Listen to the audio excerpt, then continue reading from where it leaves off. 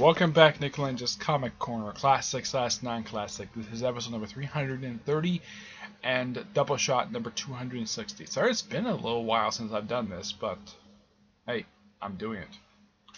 First up, it's pretty much Supergirl, Volume 1, Girl of Steel, and Volume 2, Breaking the Chain.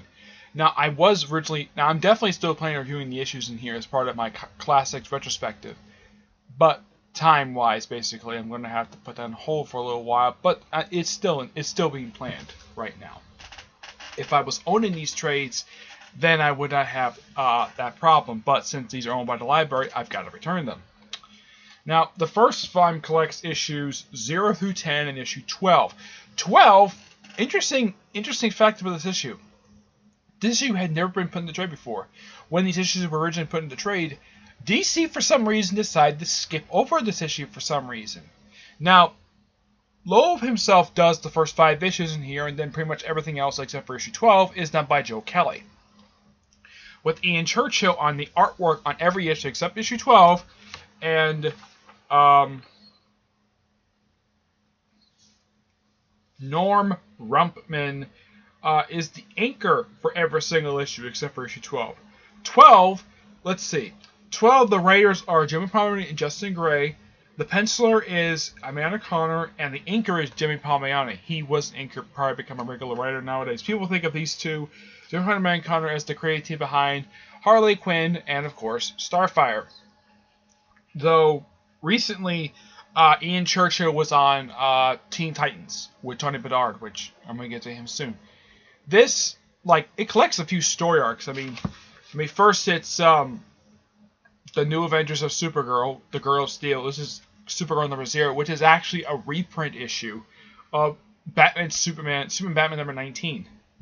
Which, in case you're curious about it, it's Supergirl versus the Batman villains. That's really the whole point of the issue. Then you have excuse me. Then you have the 5 issues of, I think it's Identity, I believe it is. No, it's called Power. Where it's simply just the first arc that comes right after she had just come back, and also was Dark Supergirl stuff like that. And plus the covers for these issues are actually nods to classic Supergirl covers. I'm not kidding about that. They are. Let's see. What's a good example of this? Let me show you a cover. Oh, also, I also got to point out this. Issue 19 is infamous for this very panel. Poison Ivy kissing Supergirl. Yep, that's what... This image has been all over the internet for the past decade. Yeah, people know about this image. Even people who never read this issue are familiar with this very image. Let's see. Here we go. I think it's just a variant cover. Now this is actually a homage to the first appearance of Supergirl. Yep. And all that's simply what it is with the variant covers for the first 5 issues. They're actually nods to classic comic book covers that came from the Silver Age.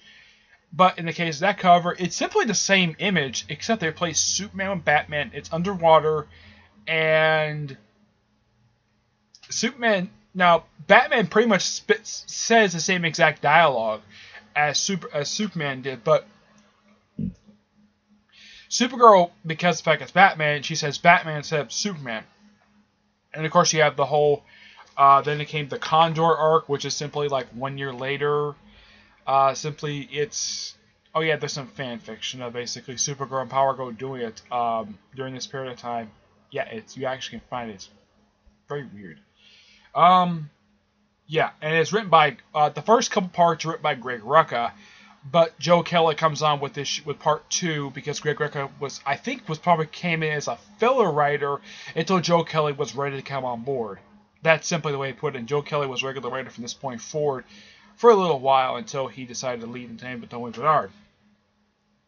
And then simply put, next 2 issues just deals with her stop wearing the costume. And well, also I should point out the first arc had her counter various superheroes, counter the Teen Titans, the Outsiders, of course, the Trinity, it's all the issues. These issues in here are really good. Heck, even the issues some people probably think kind of bad. The Condor issues. People, I know people might consider these to be bad. I have never heard anybody's opinions about these issues. But as somebody who has read every single issue for this run, it's a damn good run. I give this trade a 9 out of 10. And I praise also for issue 12. It's the first appearance of Allie, aka the Third Terra, who you can kind of think this issue as they kind of pseudo do a remake of this issue with Starfire number 2. Same creative team, but why not? 9 out of 10. Now talk about this one, Supergirl Volume 2, Breaking the Chain. This one contains issues 11, 13, 22, and a story from the DC Infinite Holiday Special, which is simply just a Christmas story. Now, with this one, Joe Kelly does every single issue in here. He does from Supergirl 11 up until issue 19. He also does the story from the DC Infinite Holiday Special. Also, Ian Churchill stops being the artist for the book with issue 15. Yeah. Ali Garza is one of the few. Ali Garza takes over as the artist for a few issues, and then by the time Tony Bedard takes over, it's Renuo Goddess. I think it's you pronounce the person's name. That person takes over as the artist for the majority of the rest of this. But also point out when Tony Bedard took over, Supergirl got a new belt.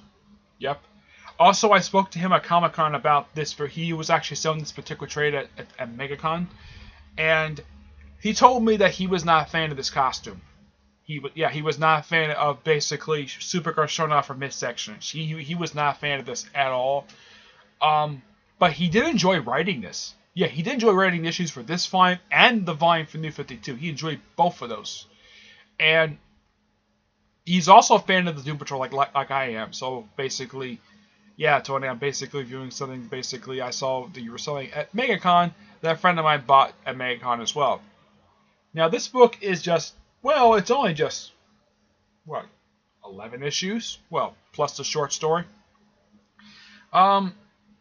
Yeah, plus this image is really, this does not happen. It happens when the cover is like, oh, Supergirl is on top of Superman. Very strange innuendo, basically. I think Ali Garza was known for doing stuff like this. Yeah, I think Ali Garza also did it for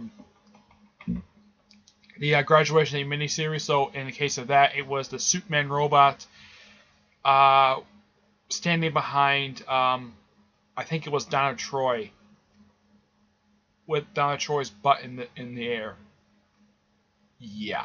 So Ali Garza is known for doing stuff like this. So yeah, I think Ali Garza is the one who did this cover. Yeah, Ali Garza did the cover. Though the interior artwork is this artist right here, this is actually really dang good art. Basically, this one deals with stuff with Power Boy, which Supergirl dates for a brief period of time. Of course, Captain Boomerang is a supporting character during these issues. Now, Joe Kelly just writes the many issues. He doesn't write that many issues in here. He just writes issue 11. Then he writes up until, I think the last issue that he officially writes in here is the DC Comic Special. But the last issue he writes is Supergirl 19. And of course, then takes over by Tony Bedard, who just does tie-ins to both Amazon's Attack and Countdown, which honestly those were good issues. And like with issue 22, not 22, with issue 12, those issues were skipped over when these issues were collected in trade. I do not know why, they just were. They were skipped over when these issues were coming out in trade originally. And thank you, DC Comics, for re-releasing this volume of the trade, because I actually enjoyed this volume. I think one person talked about it, like, I think this volume was bad. Like, it was getting bad, and in my honest opinion, the best writers for this volume, Joe Kelly pretty much put out a decent run, but I would say that the best writer is Sterling Gates, and number 2 is probably Tony Bedard, because I did enjoy his issues. No disrespect, Tony Bedard, but I enjoy Sterling Gates' issues because he was on it for he was on a book for 2 years. Of course, that comes after this. But all in all, the issues in here are actually pretty good, despite Ali Garza basically is known for reputation for doing stuff like this. Yeah, implied sexual innuendo between actual cousins. Yeah, he's known for doing stuff like this. So, but I do enjoy the change of Supergirl's belt. That was actually a really nice touch that he did. But all in all, the writing in here is still really solid. And Tony Bedard does a great job of transitioning right after Joe Kelly leaves. So, I also get this book a 9 out of 10.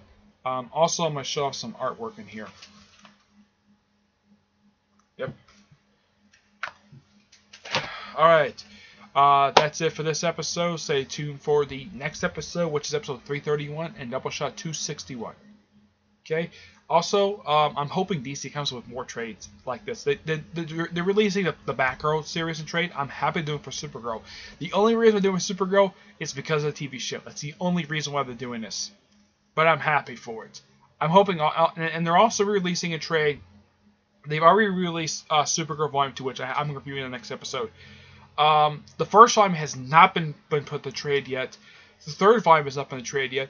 Fourth volume is getting an actual series of trades. Except before it only had like 2 trades before. Now it's getting an actual regular series of trades. My guess is it'll probably take about 7 to 8 volumes just to collect all 80 issues of it. This volume,